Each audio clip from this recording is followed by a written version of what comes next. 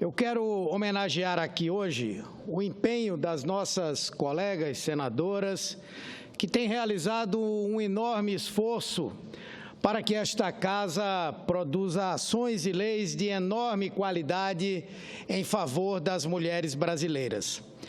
Destaco especialmente a lei aprovada ontem nesse plenário, de autoria da Procuradora Especial da Mulher no Senado, a senadora Vanessa Graziotin, que me antecedeu, que estabelece pena maior para os criminosos envolvidos em estupro coletivo. Foi um texto aperfeiçoado pela senadora Simone Tebet, que o relatou com muita propriedade, aumentando em até 2/3 a pena para quem comete esse tipo de violência e criminalizando a publicação ou a troca de imagens que mostrem cenas de estupro. Então, entendo que este Senado tem oferecido uma contribuição importantíssima à sociedade para aumentar a rede de proteção às mulheres brasileiras, para garantir sua dignidade com ações afirmativas que assegurem o seu protagonismo político e social e para punir severamente os seus agressores que não merecem qualquer condescendência do Estado brasileiro e devem sentir a mão dura e firme da lei. Ontem mesmo, o presidente do Senado, Renan Calheiros, narrou aqui cerca de 20 projetos votados nesta Casa em favor das nossas mulheres, especialmente voltados ao combate à violência de gênero. Um deles, de minha autoria, altera a Lei Maria da Penha para garantir à mulher vítima de violência doméstica o recebimento de benefício eventual, enquanto durar a situação de risco e que hoje aguarda a votação na Câmara dos Deputados. Eu quero, inclusive, aqui registrar um outro projeto da minha autoria que criminaliza, que torna crime o chamado encoxamento, ou seja, é o assédio sexual que se faz em coletivos, metrôs, ônibus, e que muitas vezes, mesmo identificado o agressor, não há possibilidade de que ele seja processado, porque isso hoje não é considerado um crime. Até já pedi ao presidente da Comissão de Constituição e Justiça que indique urgentemente um relator para que nós possamos aprovar essa medida que todos nós sabemos que nas grandes cidades é muito importante para proteger as mulheres. Mas eu ouço o senador Magno Malta. Senador Humberto, com relação a essa sua proposta, eu me lembro que na CPI da pedofilia, muitas crianças foram abusadas dentro de ônibus, de pé segurado na mão da mãe, a mãe chega em casa, eu recebi muito dessas denúncias, recebi essas crianças, e a criança estava em casa sangrando, chegava em casa sangrando. E alguns desses indivíduos pedem à mulher, que está com uma criança no colo, ele põe no colo dele, a criança chora e chega em casa sangrando. E não só o encoxamento, eles vão além disso. O encoxamento é uma palavra para se manter ali, para se entender o que esses caras estão fazendo dentro de ônibus. Vossa Excelência está de parabéns e eu me proponho a relatar o projeto de Vossa Excelência, até porque é uma matéria que, relativamente, eu tenho conhecimento e parabéns a Vossa Excelência. Agradeço. Só ônibus e, principalmente agora, metrô. Metrô. É muito importante. Principalmente metrô e trens. Mas não podemos deixar de notar que, enquanto o Senado mostra um avanço sensível nessa área, o atual governo golpista interino é a marca do atraso, do anacronismo, do retrocesso e do total desrespeito às mulheres que representam mais da metade da população e do eleitorado do país. Até 12 de maio passado, nós tínhamos uma mulher comandando o Brasil, com um ministério onde outras tantas mulheres dirigiam pastas extremamente relevantes, como o Ministério do Desenvolvimento Social e Combate à Fome, o Ministério da Agricultura e o próprio Ministério das Mulheres, da Igualdade Racial e dos Direitos Humanos. Consumado o golpe contra a presidenta Dilma, a junta provisória, que tomou de assalto o Palácio do Planalto, extinguiu o Ministério das Mulheres. Mais que isso, o golpista presidente interino extinguiu a própria representação feminina no seu primeiro escalão, em um ato de misoginia deliberado ao não reconhecer competência em qualquer mulher para encabeçar um ministério. É algo absolutamente aterrador. Nós saímos de um cenário em que a presidência da República era ocupada por uma mulher, a primeira da nossa história levada ao cargo pela vontade soberana da maioria dos brasileiros, para um em que as mulheres simplesmente não existem, foram apagadas, esquecidas, escorraçadas dos níveis mais elevados de governo. É uma vergonha que escancara toda a linha de pensamento machista que permeia esse governo ilegítimo, formado por homens brancos, ricos e retrógrados, à cara de quem os chefia. A primeira entrevista dada, por exemplo, pelo ministro da Saúde foi escandalosa. Além de dizer barbaridades como sobre o desmantelamento do SUS e afirmar que a nossa Constituição só tem direitos e não fala em deveres, o ministro Ricardo Barros também mostrou as propostas da sua gestão para as mulheres. Primeiro, disse que a questão do aborto na sociedade brasileira é similar à do crack, que ambas devem ser tratadas do mesmo ponto de vista. Eu ouço a senadora Vanessa Graziotin. Eu serei muito breve para cumprimentar Vossa Excelência, que vem à tribuna e também trata do assunto das mulheres. Então, a gente fica muito reconhecida pelo pronunciamento de Vossa Excelência. Mas, se me permite, senador, para dar mais luz ao pronunciamento de Vossa Excelência, eu quero ler um trecho de um belo artigo que foi publicado no dia de hoje pelo jornal A Tarde, da Bahia.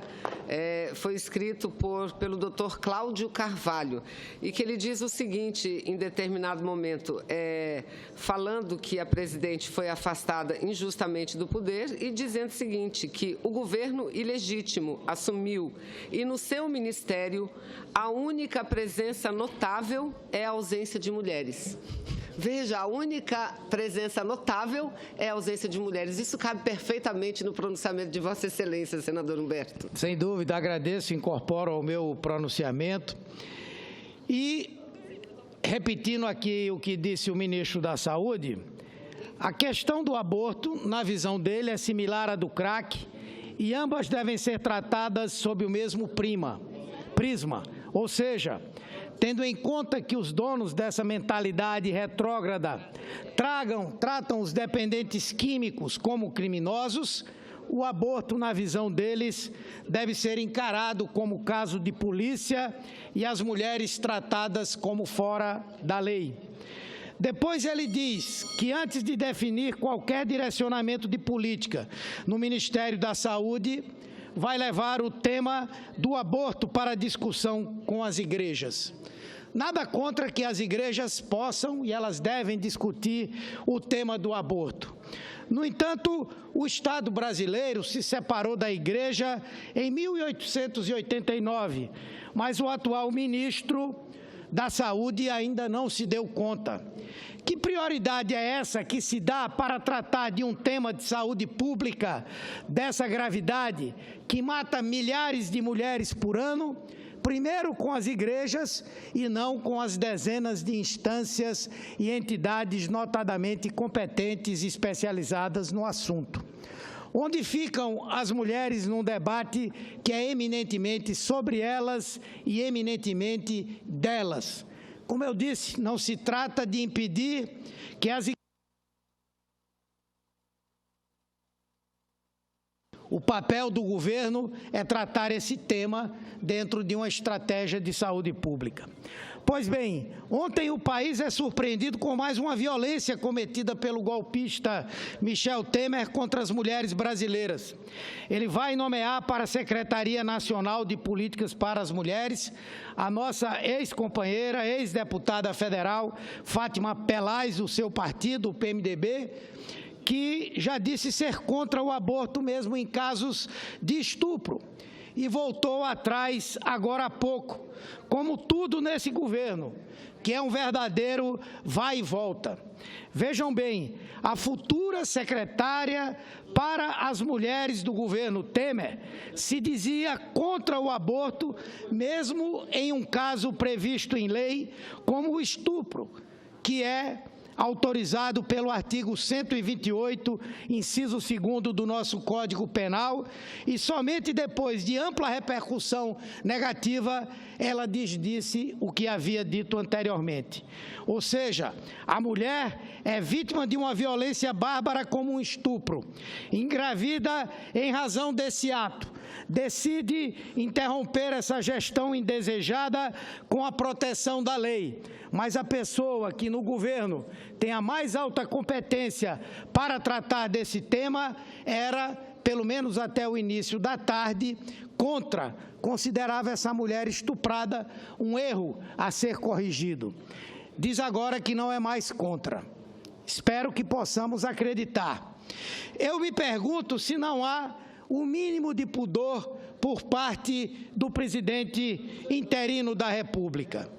O descaramento para cumprir os acordos políticos espúrios que o levaram ao Palácio do Planalto é tamanho que ele não tem o mínimo de decência de lotear os cargos da administração, à revelia de todos os avanços sociais a que chegamos com muita luta. É um acusado de tentativa de homicídio como líder do governo na Câmara dos Deputados. É a chancela para as nomeações determinadas pelo delinquente Eduardo Cunha, suspenso do mandato parlamentar por determinação da Justiça. É ministro que quer acabar com a Operação Lava Jato e agora uma ex-deputada para a Secretaria das Mulheres que advogava ou advoga ser contra os direitos das mulheres. Aliás, como deputada, como disse a senadora Vanessa, se posicionou contra o projeto de lei que equiparava salarialmente homens e mulheres em nosso país. Aí, tentando sair das cordas, esse governo fraco vem ontem lançar um plano nacional para enfrentar a violência contra a mulher. Um negócio inventado de última hora, pautado, lamentavelmente, no oportunismo, porque se aproveita da barbárie do estupro coletivo ocorrido contra uma menina de 16 anos no Rio de Janeiro. É uma obra do realismo fantástico. Um plano que não tem prazo para entrar em vigor, não tem custo estimado e seu recheio é feito de medidas requentadas de outros programas. Nem bem foi anunciado, já tem sido duramente criticado pelos especialistas no assunto. Ou seja, estão querendo reinventar a roda e, dada a substância do que foi dito, estão querendo reinventá-la quadrada. Então, eu só posso lamentar esse desastre do governo golpista interino, que a cada dia envergonha o Brasil com os atos que pratica. É uma tragédia para a nossa democracia e principalmente para todas as conquistas sociais que o nosso povo alcançou ao longo de décadas de muita luta, tudo sendo destruído de forma acelerada a partir desses últimos 20 dias da calamitosa gestão Michel Temer. Vou concluir. Isso só confirma o chamamento a que todos os que têm compromisso com o Brasil, em cada ponto do território nacional, se levantem em protestos para derrubar esse governo golpista e restituir a presidenta Dilma ao cargo ao qual ela chegou por meio da vontade soberana da maioria dos brasileiros. Particularmente, defendo que a presidenta Dilma apresente ao Brasil um programa com a série de ações importantes, de mudanças significativas e de um novo governo a ser presidido por ela. O que não aceitamos, sob qualquer hipótese, é que esteja no comando do país um golpista modelar, ilegal, ilegítimo, imoral, sem voto e sem respaldo popular. Nós não o reconhecemos e é dessa indignação nacional que nasceu e ganha mais corpo a cada dia em todo o país. O já famoso bordão, fora Temer. Muito obrigado, senhor presidente. Eu cumprimento Vossa Excelência e convido a senadora Ângela Portela para... Depois, Vossa Excelência, senadora Fátima.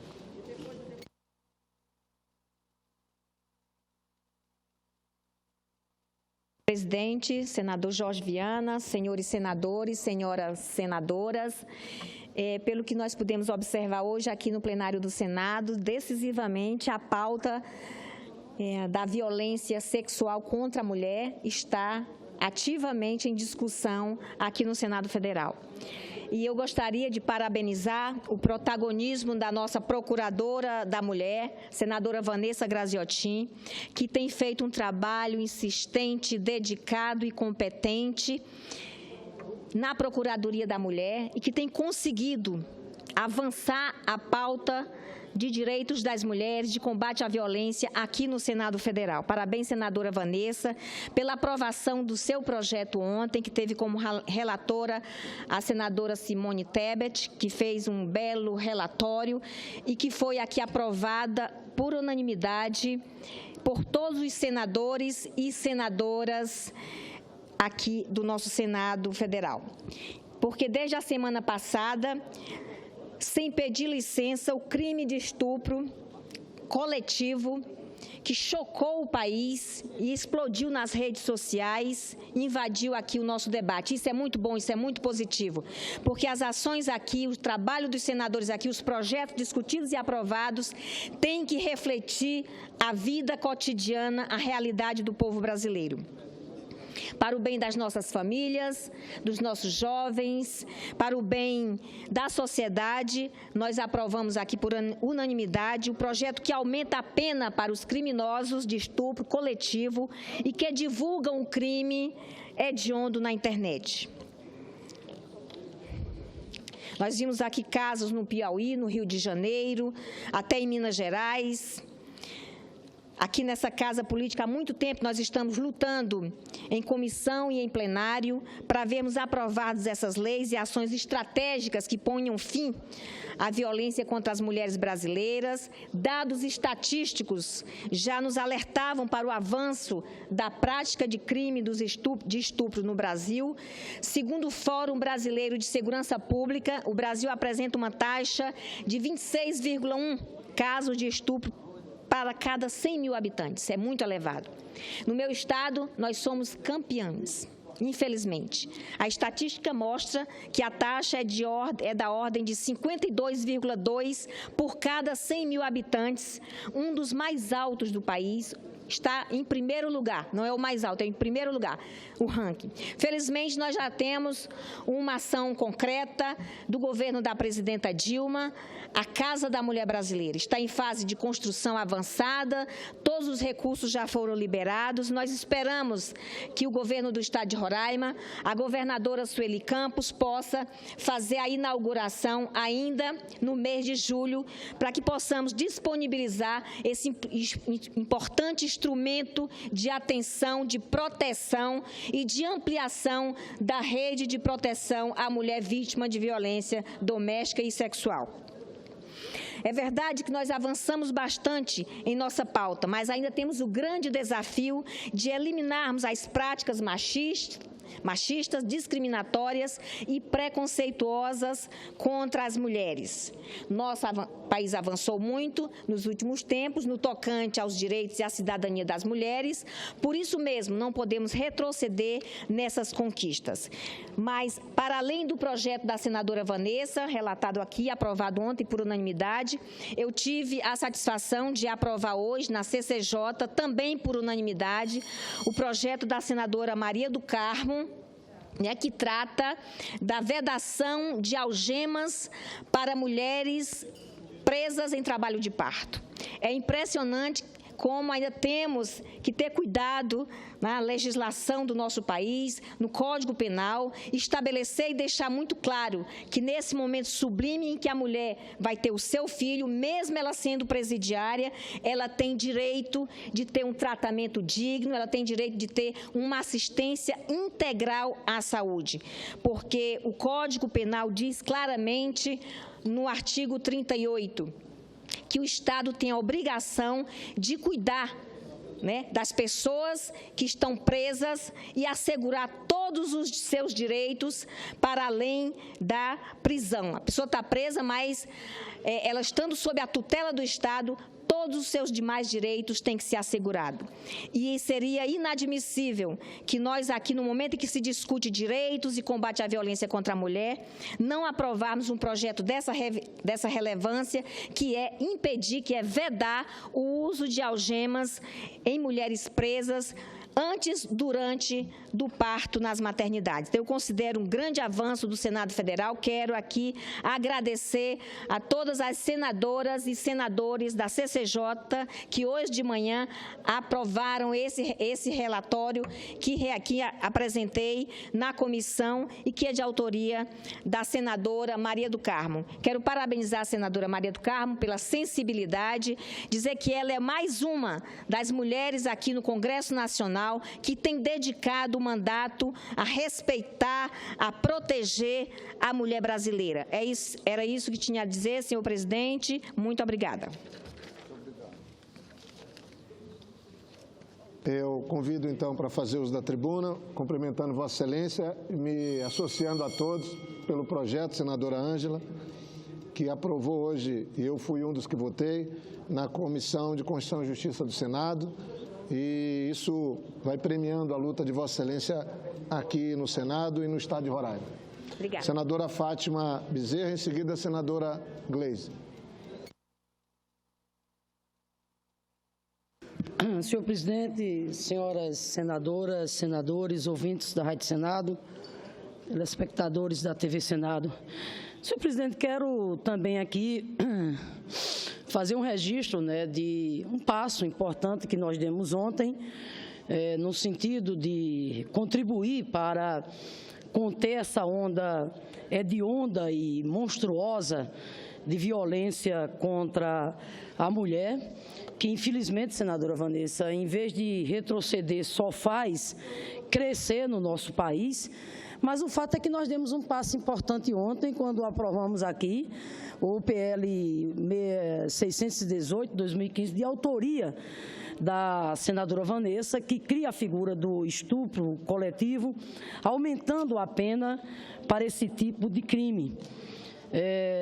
Uma resposta, portanto, que o Senado deu na noite de ontem, a mais essa violência. Me refiro às duas jovens brasileiras que foram estupradas recentemente, a do Rio de Janeiro, bem como a lá do Piauí. Portanto, foi uma resposta que o Senado deu a mais essa violência que indignou a todos nós brasileiros, que teve uma grande repercussão, tanto aqui internamente no Brasil, como também teve uma forte repercussão fora do Brasil, pelas características do ato desumano pelas características, né, de uma barbárie, né? Aliás, senhor presidente, o estupro, infelizmente, é fruto, né, de uma cultura patriarcal, machista, altamente permissiva e misógina, que tenta impor às mulheres um papel de submissão em nossa sociedade. E o estupro seguramente representa um dos mais violentos ataques à dignidade da mulher.